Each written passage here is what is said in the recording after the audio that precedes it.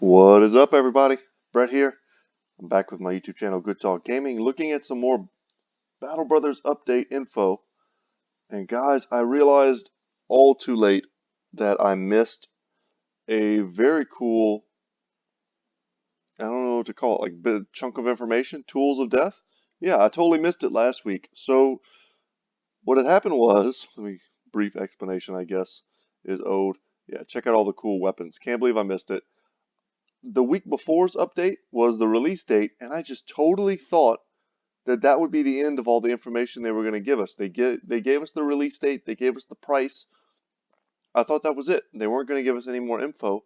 But lo and behold, I was kind of looking last night just to see if there was any new info or whatever, and there was. They had an entire little update patch here on Tools of Death, and I thought we should go through it together and look at it. Even though I'm a little bit late, I still want to look at it with you. And since today is Friday, the day that I'm looking at it, and once again, I haven't read it, there's another little, update blurb. So let's read this first because it's really just them telling you to go to their YouTube channel, and I guess they gave someone early access and let them play it. So it says, "Battling the Barbarians. With the release of the Warriors of the North DLC right around the corner, we'll take on the Barbarian Horde in a Let's Play video this week. If you like what you're seeing, you can add the DLC to your wish list here and get it on May 9th. Alright, so just telling you, you can go check out the news, and also they're doing a bit of a Let's Play. I won't be watching that because I really don't want to get spoiled. It's very difficult for me. I love to watch early access stuff, especially like Total War games. Like, I'll watch the DLC early access stuff all the time. But the problem is sometimes they give the early access out like a month in advance, and by the time the game comes out, I've seen literally every single thing that's in the DLC for hours on end, and I don't want to play it anymore. And I hate that feeling. So I love these little, dev blogs. This is dev blog number 123, Tools of Death. I like getting, the concept of the weapons and stuff like that, but I don't want to actually watch them get picked up and used because then it's going to kill the enjoyment for me. And I'm sure some of you are the same way. So let's go ahead and read. The Warriors of the North DLC for Battle Brothers will be released on May 9th with a whole bunch of features. You can read up on those and add the DLC to your wish list here. Consummate salesman there, no worries. In the meantime, let's talk about an important topic we haven't touched on yet. New weapons. With the DLC, you'll also get your hands on new tools of death, including hybrid and niche weapons to create new builds and tactics with. Let's take a look. I enjoyed a lot of the new weapons from the previous Beast and Exploration DLC. The pole hammer I thought was amazing. Getting that early was pretty clutch for our playthrough, and the rapier was pretty sweet for our swordmaster. And I mean, there were a lot of great additions. Okay, now we have, I don't want to mispronounce this, but I just might, so bear with me, guys. Bardiche. Let's go with that. And feel free to correct me in the comments if you know a better pronunciation of that. I'm always willing to be corrected. So the Bardiche is a variant of the Great Axe with a differently shaped head and a longer shaft. Like the Great Axe, it comes with the Split Man skill for a great single target damage. But while the Great Axe has more damage potential against up to 6 targets with its round swing skill, which you almost never get to use. You have to have like a lone wolf brother almost to use this because you need someone to be out and surrounded. And then even then, the odds of you getting to hit, I mean, even more than 3 ever, it's really just the idea that they can hit people behind themselves. That's what's good about round swing. The Bardiche instead comes with the split skill of great swords for more surgical precision. Oh my god, I love this. And hitting 2 targets in a straight line at once. Like the Great Axe, the Bardiche is excellent in destroying shields and penetrating armor. I'm going to use this instead of the Great Axe. I can already tell you, one of the best abilities in the game is split on the great swords. Putting great swords mixed in with your front line gives you reach in the front line, allows you to go either left or right at a diagonal and wreck people. Or, straight in front, I guess, but, everything is on tiles. But anyway, split is awesome. You get lots and lots of kills with split, and having a great axe that's essentially just a great axe with split, that's an upgrade. I like that a lot. Now here's something that is super surprising to me. Like I said, I looked at the pictures, but I haven't read anything, so I am super curious what the heck they're doing with this. Staff Sling. A simple weapon used since ancient times and the favorite of many a shepherd, the staff sling is used to hurl stones towards the enemy. It's not particularly accurate or damaging, but it's cheap, and with stones abundant everywhere, it will never run out of ammunition. 2 stones can be hurled each turn, and on hitting a target in the head, it will inflict the day's status effect. So it's your slingshot. You know, it's a kind of true to life ancient slingshot. And I'm very curious. It says it's not damaging or accurate, but cheap. So the idea of not needing ammo is pretty sweet. We'll have to wait and see what kind of range it has. I mean, I would expect potentially it has the same range as a crossbow, maybe somewhere in between a throwing weapon and a crossbow or a warbow, somewhere in between. Uh, Maybe there'll be some perks that can affect this. Maybe all the perks and talents and things that affect your ability to be accurate with the warbow or actual or like a crossbow will also affect the staff sling. I can't imagine them giving you an entire like weapon perk based around the staff sling. So we'll have to see. But there's got to be a way to boost its accuracy and damage because that would just be, it's too cool of a thing to waste. All right. And I wonder if there are multiple tiers. We see here there are 3 tiers of the Scimitar. I wonder if there are better versions of the staff sling. And I wonder if also the kind of the benefit of it is you use it from range, right? And then at the end of the day, it's still a staff. Maybe you can whack people with the staff end of it. And there's a melee attack component. That would be interesting because you can't really do that with a bow. We'll have to wait and see. So Scimitar, an exotic curved sword from the south. The Scimitar and its higher tier cousin, the Shamshir, are excellent for cutting deep wounds. They're less suited for thrusting than straight swords, however, and therefore have a harder time penetrating armor.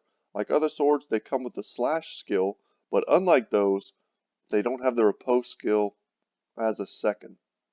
Instead, they have the decapitate skill of cleaver. So yeah, they're kind of like a half sword, half cleaver, which makes sense. That's exactly what they are in real life.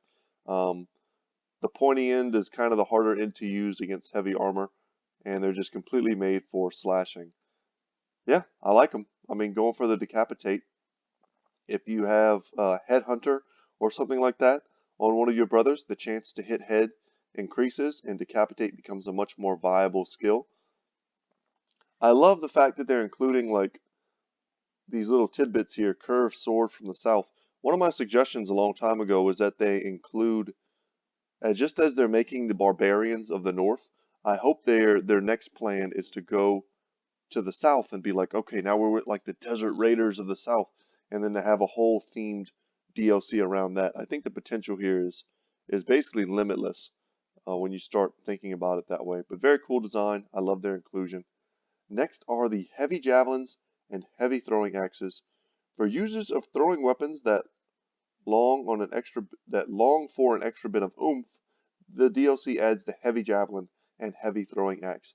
They're sometimes used by the barbarians and can be looted off their cold dead hands. Okay, so hopefully they're just a better strict upgrade to the javelins and axes, and they aren't actually, you know, almost like the way orc weapons are difficult to wield for regular men. Hopefully they're just better versions, and they're giving us something that we can use into the late game that will be viable. Because I love throwing weapons. We were able to make some use of them in our last playthrough, and they were a lot of fun to use, and we ended up getting a lot of value. And I could see having an entire front line throwing them, and then switching out, and that could be a pretty cool tactic to use. Warfork. Didn't see this coming. A pitchfork reforged into a battlefield weapon, the Warfork is the pride of any militiaman, and looks right at home with the new peasant militia company origin. It's a lower tier variant of the Spetum, which I think is how you pronounce that, which has in turn been slightly buffed. Good, because it kind of sucked. And by the time I got one in the late game, I just couldn't use it anymore. Just had better stuff. Like the Spetum, it is a specialized polearm that can be used to form a more deadly, yet more fatiguing spear wall than with a one-handed spear. Particularly useful against non-sentient beasts, but also against humans. Excuse me, guys, I keep trying to sneeze. But also against humans if your battle line isn't long enough. So I thought this Spetum was a pretty unique weapon.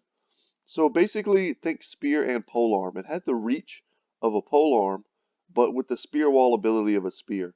So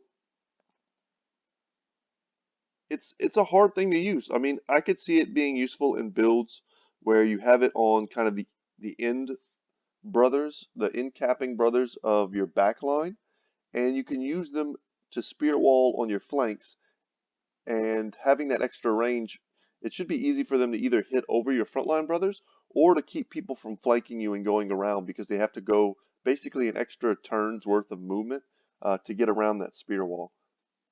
But other than that, I'm not sure how much better it is than actual polearm, but it definitely does have its versatility. And I was even able to get a unique kind of legendary one, and I used that until the end of the game. It was a pretty sweet weapon. So here's something I kind of called, I guess, was the whip, because we can see it in the hands of some of the new barbarians. And I was very curious whether or not they would make it an actual weapon, or if it would fall under the category of a mace. But it seems like they made it its own thing. The battle whip is a specialized weapon with plenty of strengths, but also a clear weakness. Covering a whole 3 tiles, it has the longest range of any melee weapon currently in the game. That's good to know. Hitting an enemy with the whip skill will inflict 2 stacks of the bleeding status effect at once. Oh god. And because the weapon is classified as a cleaver, this skill also benefits from taking the cleaver mastery perk for further bleeding damage. That's very powerful. However, the weapon doesn't have a high base damage, and while it can be deadly against unarmored or lightly armored targets, it performs dismally against armored ones. That's good to know. I mean, I guess if you use this as your alternate backline weapon, you're losing one of the range, but you're still, at the end of the day, getting 2 range from safety. It's going to be a difficult weapon to use, I'm sure. Keep maybe a few in your inventory and switch out against, raiders or whatever the case may be. Something that's got lower armor. This is essentially useless against the undead. If this has like really good armor piercing, but like horrible damage versus armor, I could see it being useful versus the Ancient Dead because they have such low HP pools. But of course you can't make them bleed. So we'll have to see how exactly it works before we know exactly which enemy types it's going to be great against. But I think it's fair to say it'll be awesome against brigand thugs and wolves and those type of things. Making low tier enemies bleed and doing some damage to boot from super long range is going to be awesome. So luckily, oh, here we go. See, that's why you got to finish reading. Luckily, it brings another bit of utility to the table. Its second skill is called Disarm, and on a hit will inflict the new Disarm status effect on a target, preventing it from using any weapon skills for the turn. Some targets which are immune to being stunned, like orc warriors, can still be controlled this way, but unarmored targets or unarmed targets like direwolves can of course not be disarmed. Disarmed targets can still move and use non-weapon skills freely, just not attack. Barbarians also have their own variant of the battle whip called the Thorn Whip, which had slightly different stats. That's awesome. So they added even more versatility. I think I'm pretty much sold on this weapon as a weapon type. Um, I think that's pretty true to life. It doesn't do a lot of damage. It could potentially disarm you, wrap your hand, or it can make you bleed if you get hit with it because you're not wearing armor. I think they found a nice balance. Um, and they gave it some extra utility even against heavily armored units like an orc warrior. It's probably one of the first disarm style effects that we've seen, if not the first. Obviously, being stunned makes it so you can't attack, right? However, having them still able to use their battlefield abilities but not be able to attack, I mean, that's unique. That's pretty cool, and I could see it being useful. So last but not least, guys, we have the DLC Supporter Edition info. So thanks to the overwhelmingly positive response to our announcement of the Warriors of the North DLC, and many people expressing their desire to support us again, even beyond the asking price, we've decided to also offer it as a special Supporter Edition again. This Supporter Edition includes Warriors of the North DLC, as well as an additional new player banner and shields with the Nordic motif as a thank you from us to you. The bundle will be priced at $18.99, and you can already add the second part of it to your wish list here as well. So that's for you guys who maybe are rolling in dough or who love Battle Brothers more than life, and you want to give them a little bit extra money. You can actually get something for it, and that's pretty cool.